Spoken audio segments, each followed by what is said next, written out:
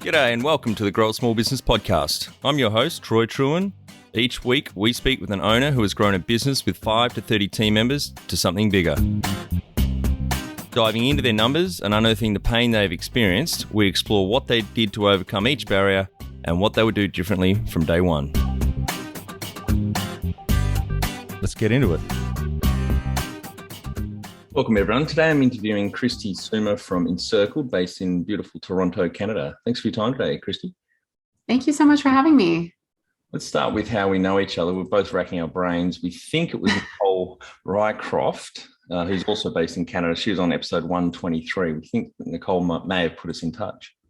Yeah, I'm trying to rack my brain too. The world is a big place, so it could have come from pretty much anybody, but Canada is also quite small, so you never know. But just happy to be here and talk a little bit more about my brand and help your audience. Great. Tell our audience a bit about your business, what it does and how it makes money. Yeah, so I run Encircled. We're a sustainable brand of athleisure that's all made in Toronto. We really focus on several design principles when designing clothing. Transformative is really important to us. So we've got a lot of multi-way apparel. It originally started actually as a travel clothing brand. And the idea was to travel more with less. So we have a couple pieces like the Chrysalis Cardi, which is my original design that transforms into 8 different garments.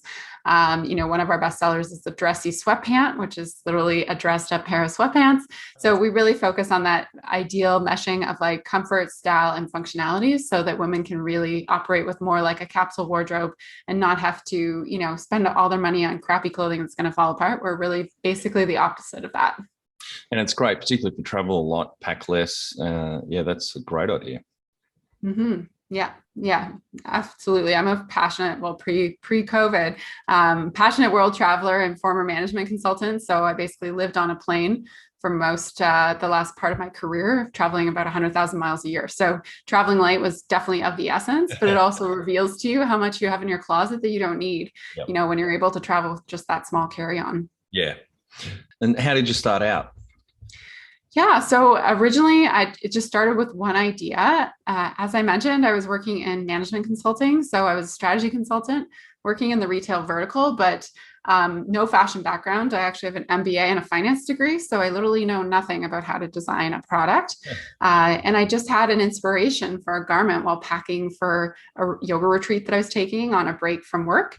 And I was like, you know what, this sounds like a really cool idea. I wonder if anybody's done it before. And then, all of a sudden you get the gears turning in your head and you're starting to research this product. And I got kind of obsessed with the idea. I was like, this is really neat.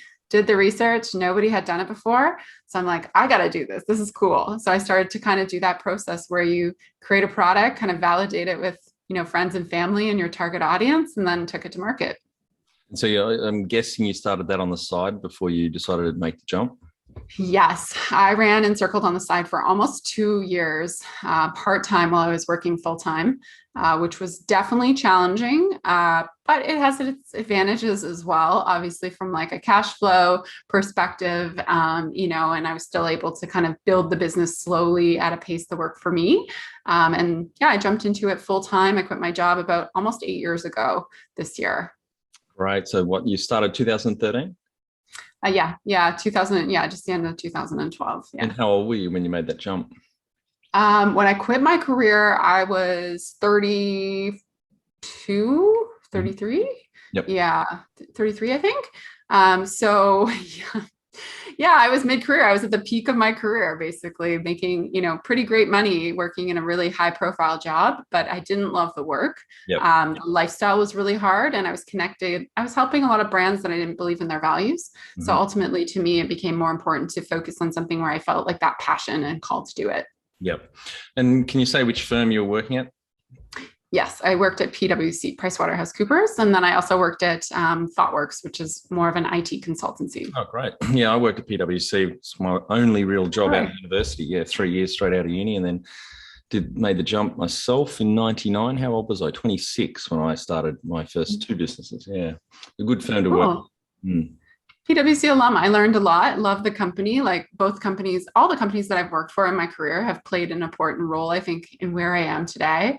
It's just they weren't the future for me, but that's okay. I learned a lot along the way as well.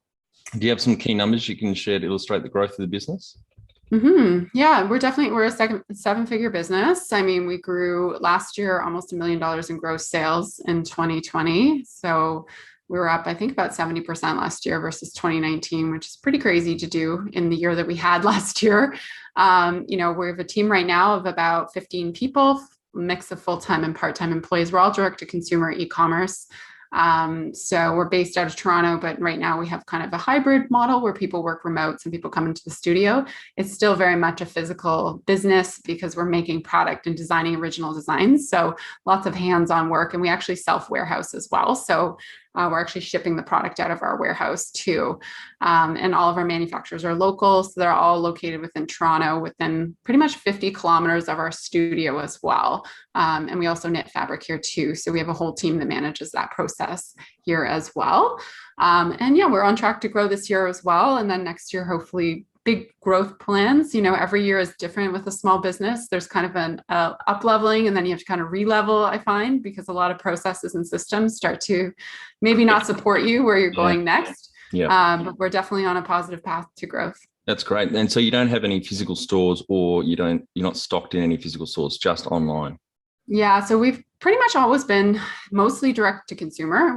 I did some wholesale at the beginning, but it just didn't work with our business model and our financial cost of goods sold and stuff like that. Just because we are using these really premium sustainable materials and ethical production, our price point had to be so high to support wholesale, and it just wasn't at a level where I felt like we could really start to engage and change the conversation around fashion. Like I wanted to be somewhat price competitive to like Lululemon. Yep. So for me, that was like an important strategic decision. Retail actually became something which was more important to us before the pandemic. We were exploring permanent retail because we had done pop-up shops to some success, and we had some retail in our studio that people could book appointments in, and we ran a lot of events.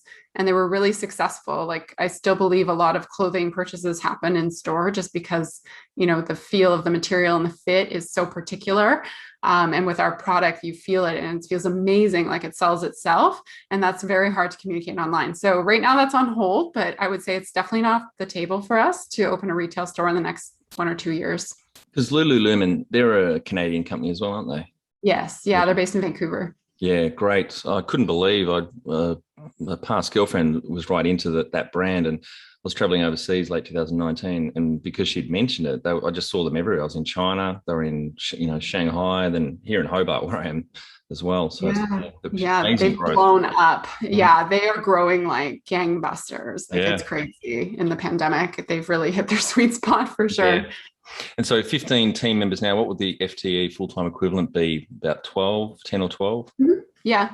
We have about 3 part-time right now. And we're hiring for 2 full-time and 1 part-time right now as well. Great. And then potentially next year adding probably like 5 people. Fantastic. So about 13 FTE now. And would you say you started out as the half FTE doing this on the side for a couple of years and then? Yes. It's amazing growth over 8 years. Yeah, it's been wild. I was just talking to my team today because we're doing Q4 planning sessions. We use a system called EOS, Entrepreneurs Organizational System, and I was talking about sometimes it's like you're flying a plane, but you're like building the plane while you're flying it. That's what like startups are like. You're like trying to build it while it's like in the air. So it can be like really fun growth. It can be very exciting. It's very messy, I think, at times as well, but that's part of the fun of entrepreneurship. Certainly is. When was the moment you felt like you'd succeeded? Oh man, I don't know. I don't know if I'm ever feeling like I'm succeeding, to be honest. Looking like a true entrepreneur. Yeah. Yeah. Like I've never done, I don't know. I think I would say in the last like year or so, like in 2020, I started to feel at least like, because there was a huge push here in Canada and in US, I don't know about Australia, to shop local.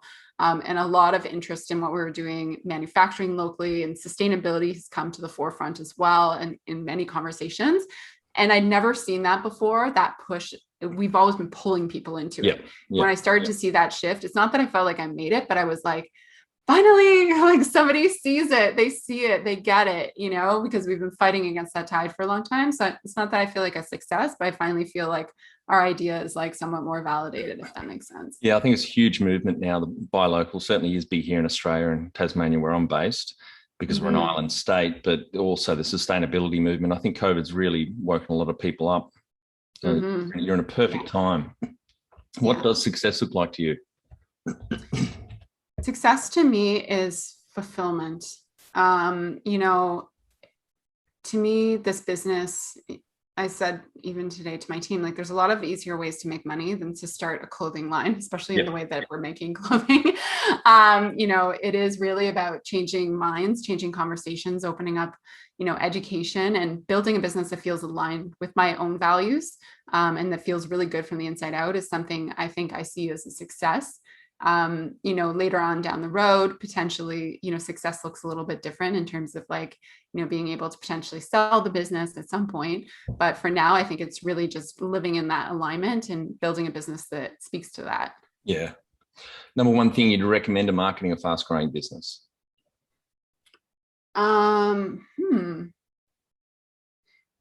Definitely, I would say like, it's not a channel, but to like look at your data.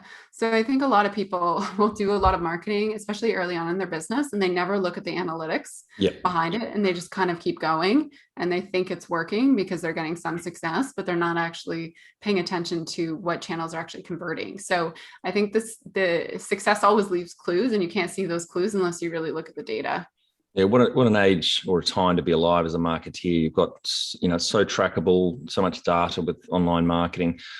Back in the 80s, the traditional print marketing and TV, I love that old marketing adage that 50% of advertising spend is wasted. You just don't know which 50%.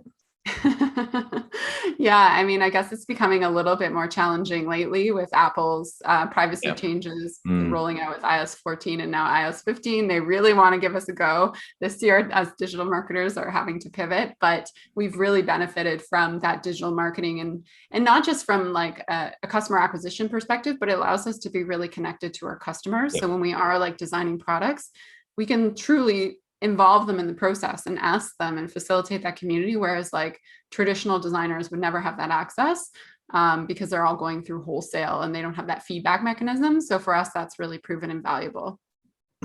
And around marketing, you do measure your customer satisfaction and retention and things like that. You've got any numbers around that? Yeah. So our retention rate between our two stores, because we have a US international store and we have a Canadian store, it's about 60%. Wow. So we have a pretty good retention rate for customers. When you dig into our customer satisfaction rate in the last 90 days, it was 4.95 out of 5. Wow. So that's our rating and our customer love. So we really pride ourselves on providing excellent customer service and really going above and beyond for our customers.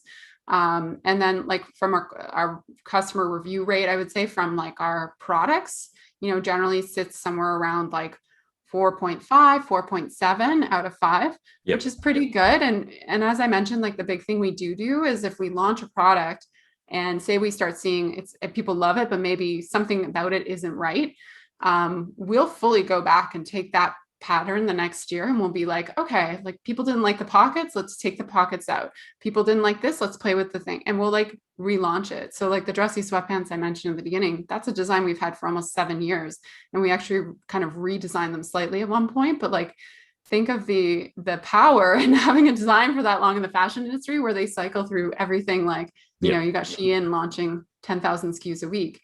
Wow. So it's a much different business model, slow fashion, but it's one that you can use that kind of marketing insights and data from the customers and feedback to really validate as well. Yeah, it's a wonderful source for product innovation. You're just listening to your customers, getting, I assume you go through their reviews and they email in a lot, etc. That's a great way to go about it.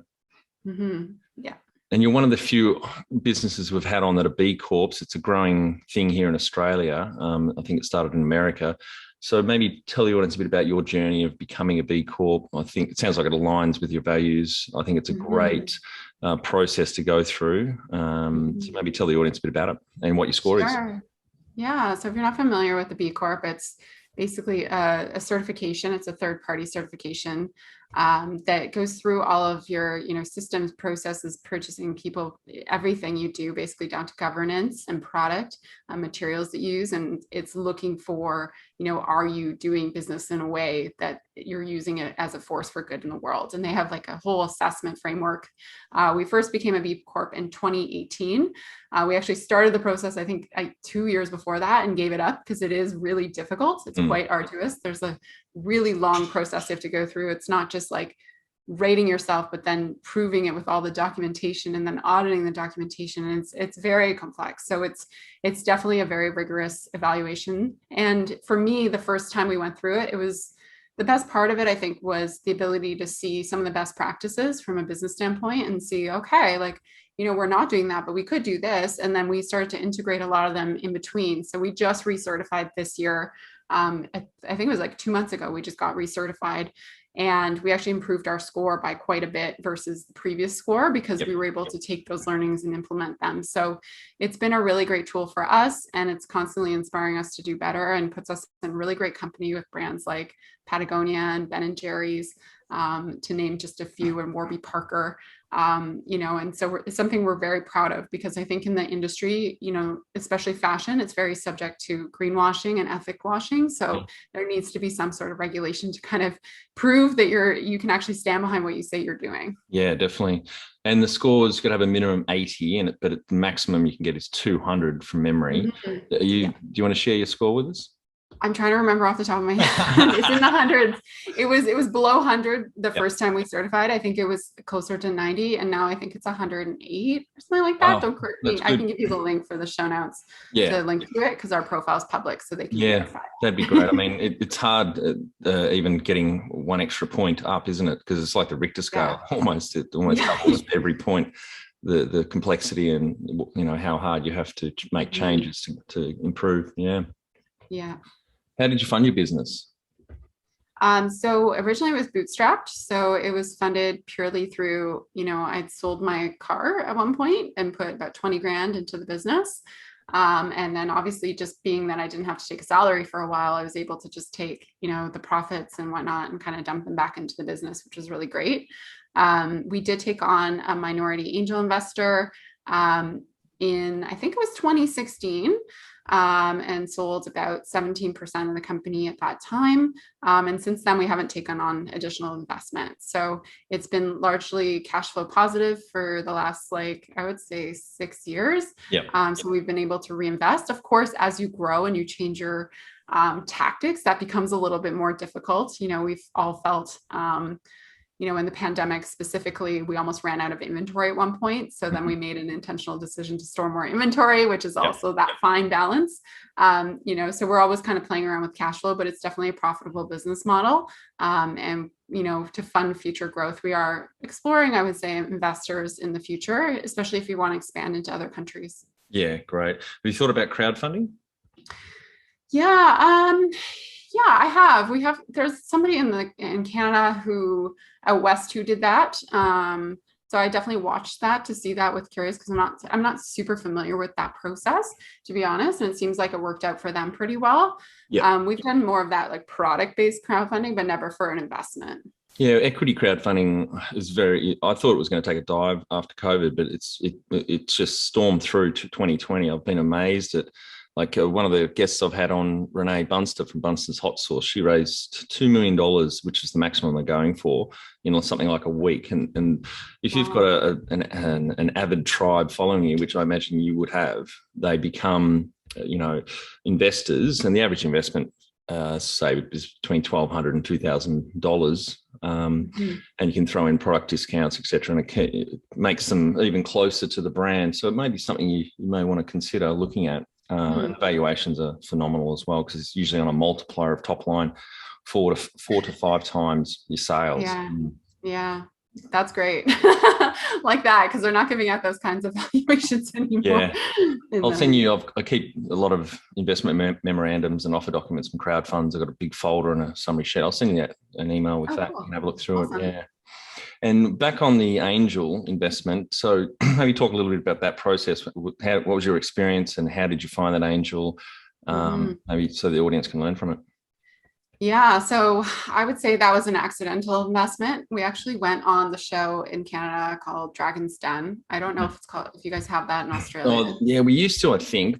I used to watch the one when I was living in London, UK. I loved it. Okay, Really yeah, good. it's in the Like UK. Shark Tank. I think that's the original one, and then Yes. Canada tried to co-opt it. Yep, that's it. So I went on that maybe in 2015, and got to the short list, filmed like basically for 2 hours.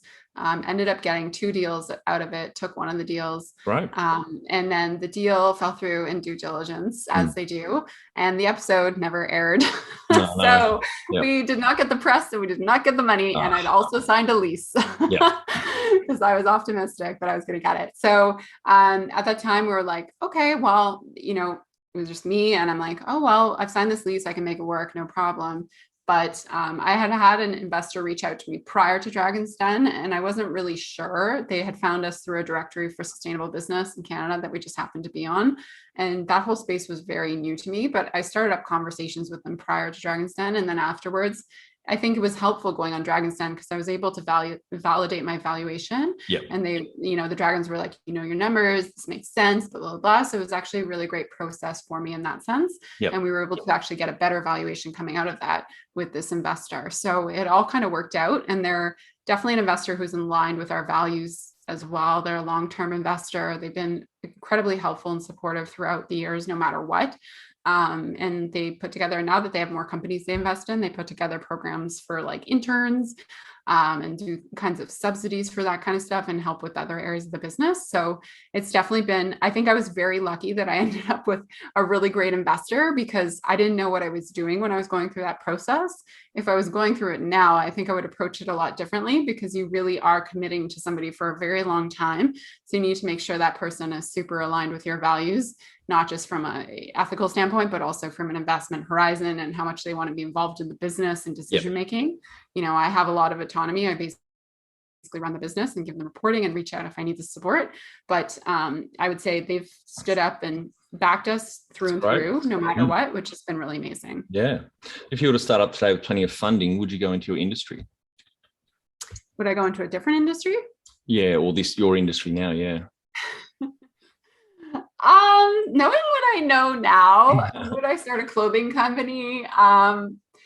I don't know. I think I would pick an easier, I think I might go into jewelry or beauty or skincare, easier to ship product. It's less complex, for sure.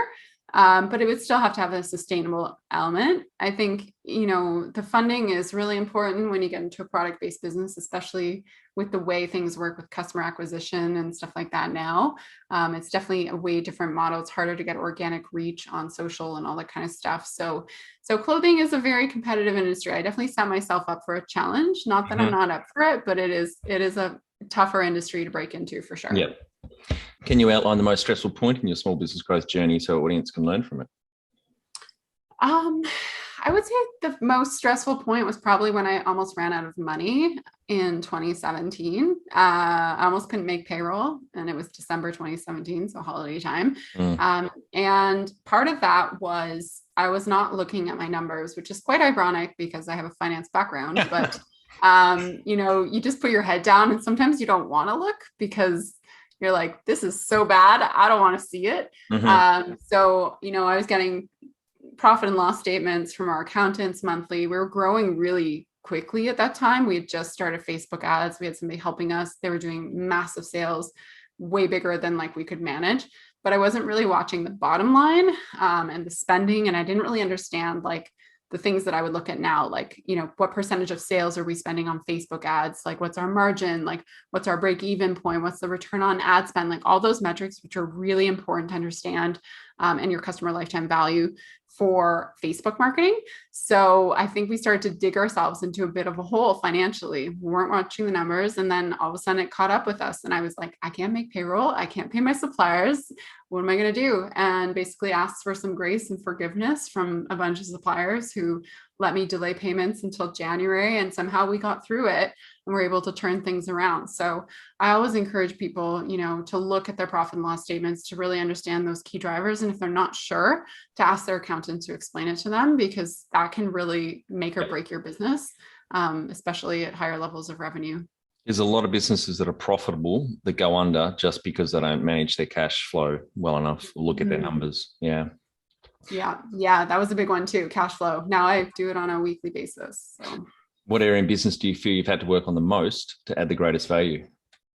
I would say my HR skills, probably. I wouldn't say I'm naturally like a great person for hiring employees and interviewing and coaching comes naturally, but probably the hiring and recruiting is not my natural skill set.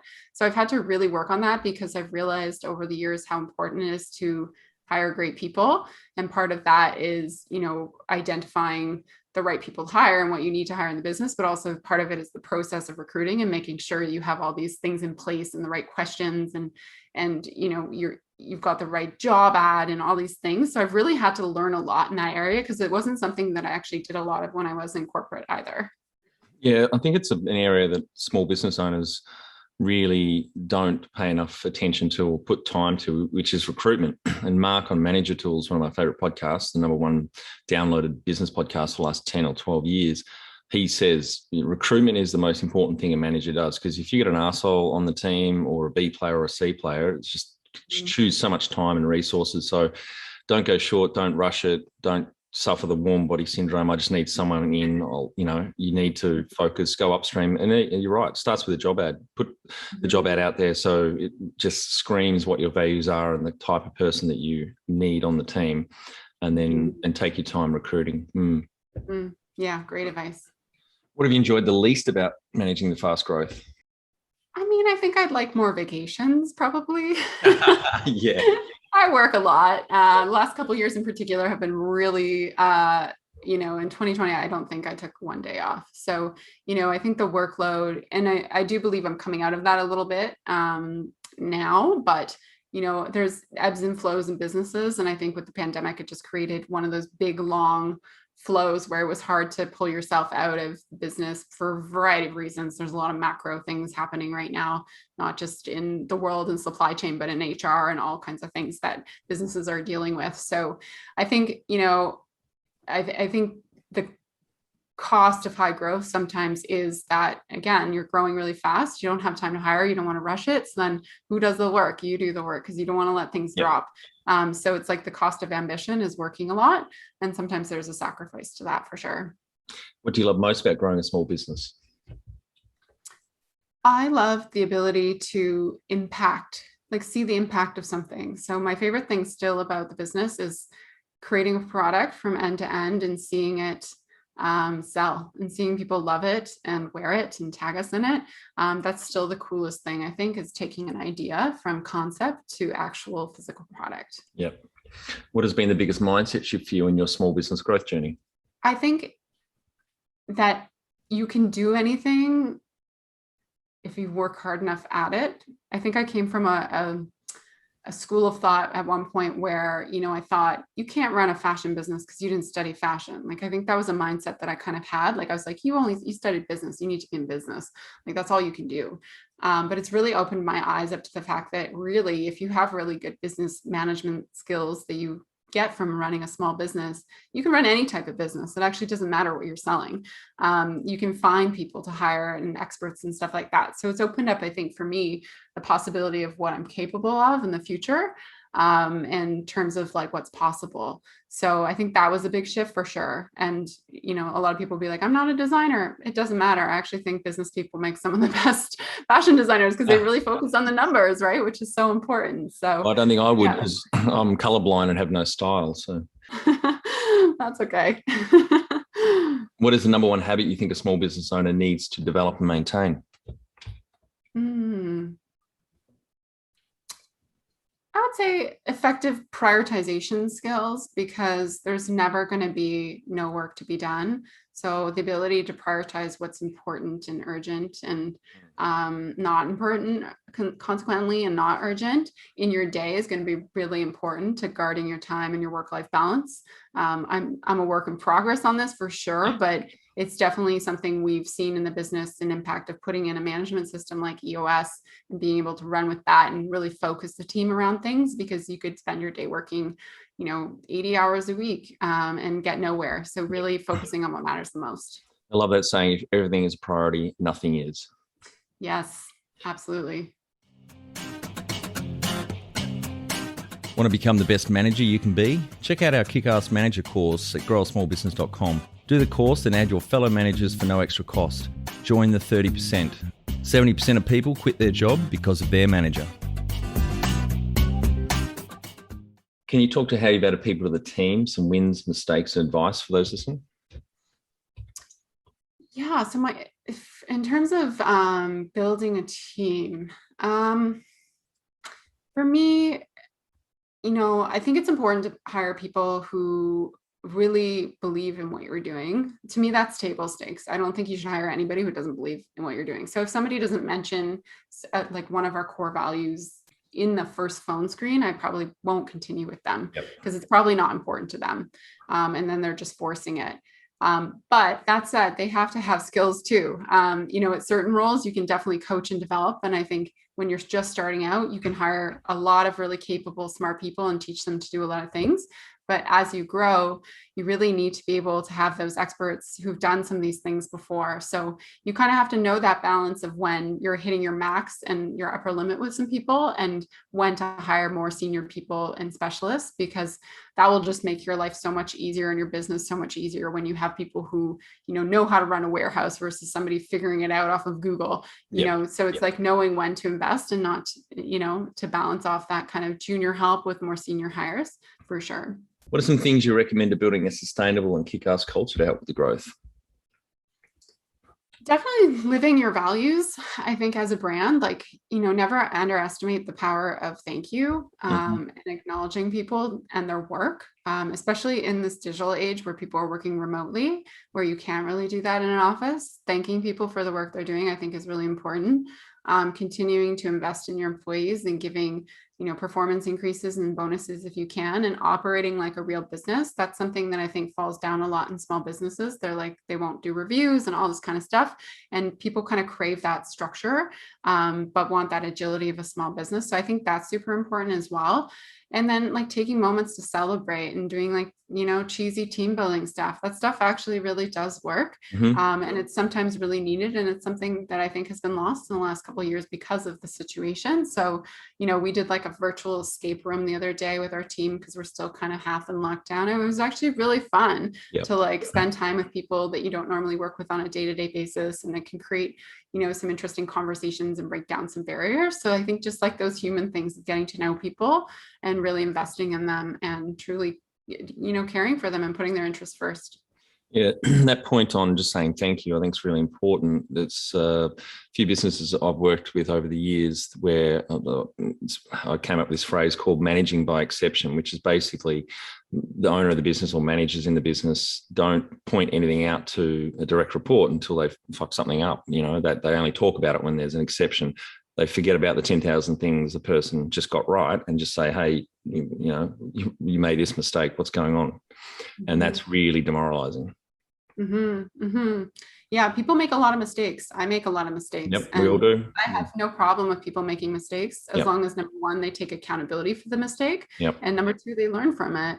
When people are defensive about a mistake they make, then I'm like, they're not taking a lesson from this. So that kind of humble behavior, I think, is really important to growing a small business. Tell the audience how you've handled balance. I don't handle balance very well. So I don't think I have a great answer to this one. Somebody invited me to be on this podcast about mastering work-life balance. And I actually said, I have to decline. I don't think I'm the best person to talk to about this right now. So I'll be totally transparent about that. I mean, I think it's something I'm working on. I've gotten better in the last 6 months at taking time off on weekends, so not working on Saturdays at all, trying not to work in the weekdays, and really building time into my schedule for workouts and stuff like that, because I find in meditation that's really helpful for me. But for me, I think the longer term plan is to hire some more senior people in the team. We're targeting at hiring a COO potentially next year. And that's really somebody to alleviate some of the workload for me. So I would say for anybody listening, just try and take those moments where you can and build those boundaries in your daily routine as much as possible. And again, prioritization. I like to get everything done. So it's been a real exercise for me to focus on doing less Yeah. but more impactful things. It's hard because we love what we do. You know, that adage, find a job you love and you never work a day in your life is great. But the other side of the coin is it's hard sometimes to stop thinking about work when you're not at work or when it's your own business in particular. So yeah, it's something I still have to work on and put structures in place, like taking my chocolate Labrador for a bushwalk, or, you know, my 8-year-old daughter, you know, holds me to account, and I've got to make sure I'm there for school pickup and swimming. So that certainly helps me. How much professional development have you invested in yourself over the years? I have done a fair amount of investment. So I've always had, for the last 5 years, I've had mentors. So through a program, it's actually pretty reasonably affordable in Canada called the Forum. They pair mentors with executives. My current mentor is a CEO/entrepreneur of a really big gelato brand in Canada. And just a hardcore entrepreneur and just an amazing, lovely human being. And he's just been really great for me to have a sounding board to talk to. So I've done that, and I've done a bunch of courses for sure on digital marketing, because again, that's always evolving. Lots of conferences. Previous to pandemic, went to like Traffic and Conversion Summit because I'm a big digital marketing geek. I love to learn that kind of stuff and stay current on all the latest and greatest tactics. So I try and do that kind of stuff. And then also like investing in conferences more in my space. So around like sustainable fashion, fabrics and whatnot, to understand what's kind of coming down the pipeline and what can be the future of fashion. Right. So you've had mentors. Any other comments on mentors or coaches? Yeah, I've never really hired a business coach per se. I've definitely hired more on the other side, like a life coach for sure. I have a therapist. I think that's really important for every entrepreneur to have in their arsenal for sure. Whether or not people want to admit that, you know, and I think having that balance is really important. A lot of us small business owners are actually pretty good at business. We just maybe aren't so good at the balance. So figuring out where you're kind of like, you know, not weak points are, but places where you really want to develop, I think is important. I think in the future, I would consider potentially hiring more of like a HR or leadership coach. That's something that I've thought about for sure, from a development standpoint. But definitely mentors have been pretty transformative for me. Do you have a board of directors or advisors at the moment? No. So we run without a board, which is, you know, I'd like to change that in the future for sure. Like the board is basically me and my investor. And something when we want to implement, it's not been done because it's never been a priority. Yeah, it might be good if you do put an advisory board together and you have some independence in there, for example, in the HR leadership space that, you know, may be able to add some value to it. And even sounds like you've got digital marketing covered, and financials, but there might be other areas that they could add some value. Yeah, absolutely. All right, Kristi, one of our final 5 questions. What do you think is the hardest thing in growing a small business? I think you kind of touched on it a little bit. Cash flow, resources, like the ability to grow a business with limited resources is the biggest challenge. You know, I've worked on brands previous to being in management consulting. I worked in consumer packaged goods at Colgate-Palmolive. And, you know, at one time I was on their premier brand of toothpaste. And you're dealing with like, you're just trying to spend the money because they have so much money, you know.